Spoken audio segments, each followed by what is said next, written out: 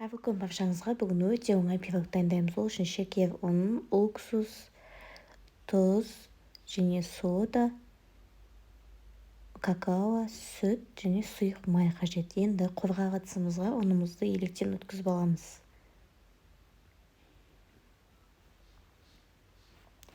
Ұнның үстіне шекерді саламыз. Яғни құрғақзаттардың барлығын жинаймыз. Какаоны саламыз, тұз, сода,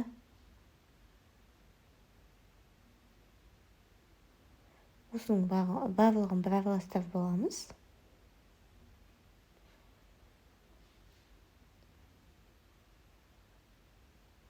Содан соң осының үстінен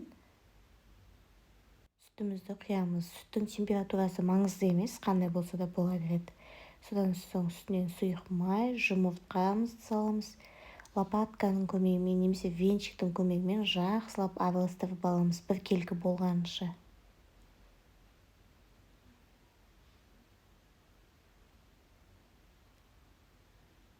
Түбін барлығын жақсылап араластырамыз.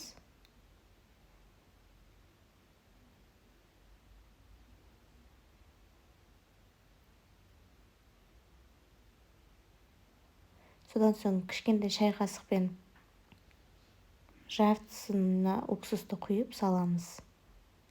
Негізі яблочный уксус болған жақсы, менде 70% болғандан кейін өте аз қостым. Ал яблочный уксус болса, бір шай қасық қосасыздар. Содан соң алдын ала қызып тұрған пешімізге бағанағы тестамызды құйып, пісіріп аламыз. Менде 30 минутта пісті. Енді шоколадтың үстіне сливкиді құйып, водяной баняда ертіп аламыз. Содан соң пешіміздегі бағанағы пирогымызды аламыз. Міне пісіп дайын тұр. Осы сіріңкенің немесе зубочистканың көмегімен піскен-піспегенін көріп аламыз. Содан соң үстіне бағанағы шоколадымызды жағып шығамыз. Пышақтың немесе осы жаққан лопаткамыздың көмегімен бетін сызып шығамыз. Қалай бөліктерге бөлеміз, дәл солай сызып аламыз. Дәл видеодағыдай.